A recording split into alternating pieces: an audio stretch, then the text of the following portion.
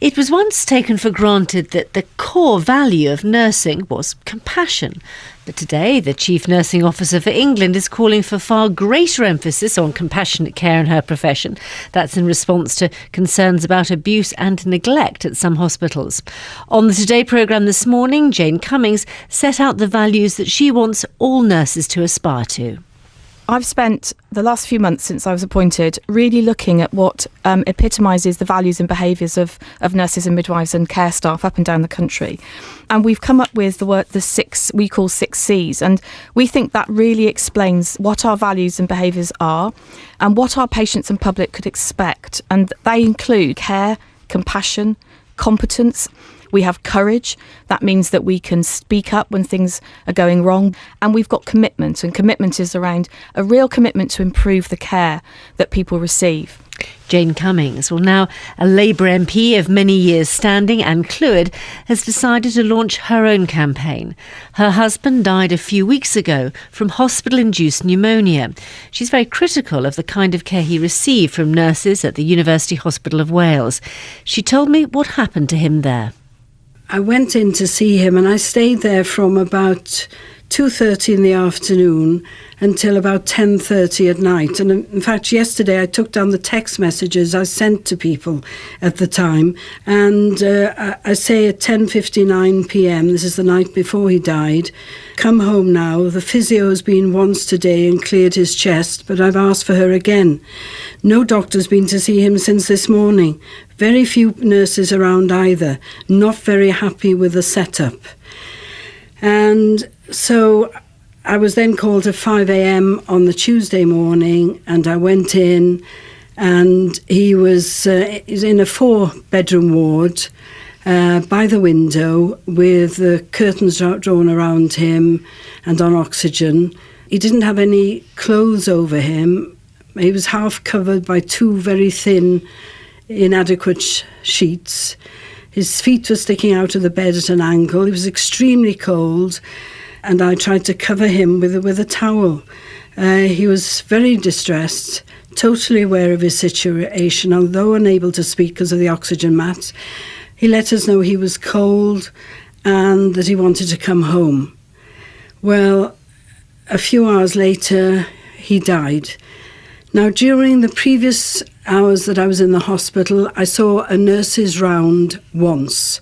That is between 2:30 in the afternoon and 10:30 at night.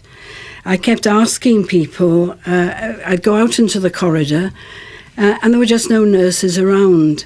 I stopped one nurse in the corridor and asked why he was not in intensive care. And she said, there are lots of people worse than him, and she walked on. I previously stopped another nurse and asked when a doctor had last seen him, and I was just brushed aside and told the doctor had been to the floor but had not seen my husband, but she said, we know what to do. Well, I feel we know what to do meant do nothing. I've tried in the past to get bills on the welfare of battery hens. My husband died like a battery hen. He's 6'2", he was cramped, he was squashed up against the iron bars of the bed, an oxygen mask that didn't fit his face, his eye was infected, and because the air from the oxygen was blowing into it, his lips were very dry, and I used my own Lipsil to try and moisten them. There were no nurses around. Now, just at 8 o'clock, just before he died, all the lights of the ward went on, and somebody shouted, anybody for breakfast? Now, you know, it was obviously totally inappropriate when they knew there was somebody dying in that 4-bedded ward. The man in the bed next to him had been feeling hot all along. He had a fan on, and it was blowing the cold air towards my husband. So I really do feel he died of cold. And he died from, people who didn't care. So when people talk about lack of compassion, I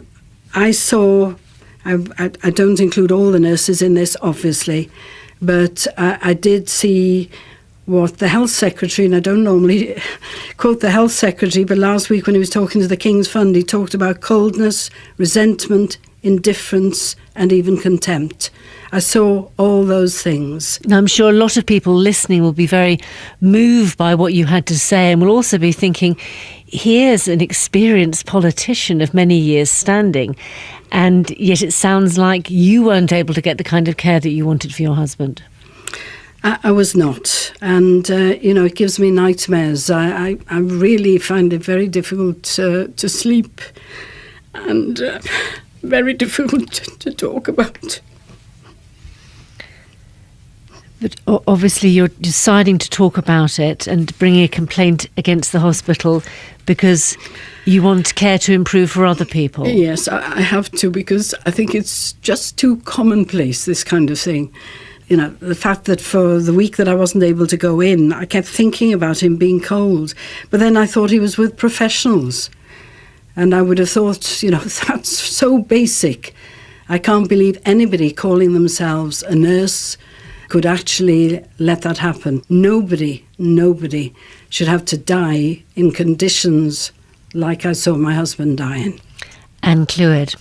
Well, we asked the University of Wales Hospital for an interview. They sent this statement from the Executive Nurse Director, Ruth Walker. We would like to offer our sincere condolences to Miss Clwyd on the loss of her husband.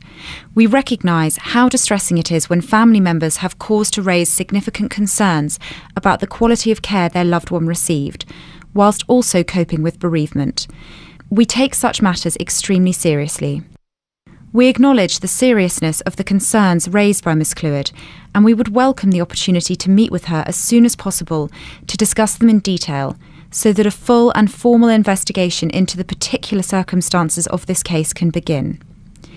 We are aware that Miss Clwyd has had discussions with one of our respiratory consultants to discuss elements of the care of her late husband, and we look forward to having the opportunity to discuss the full circumstances surrounding his care. As a health board, we recognise that we don't get things right all of the time, but we are always saddened to hear of examples of poor standards of care, which cause so much distress to patients and their relatives. We will not tolerate poor care, which is why it is so important that each incident is fully investigated, so that we can drive up standards and provide patients and their families with the quality of care they need and deserve. A statement from the University Hospital of Wales.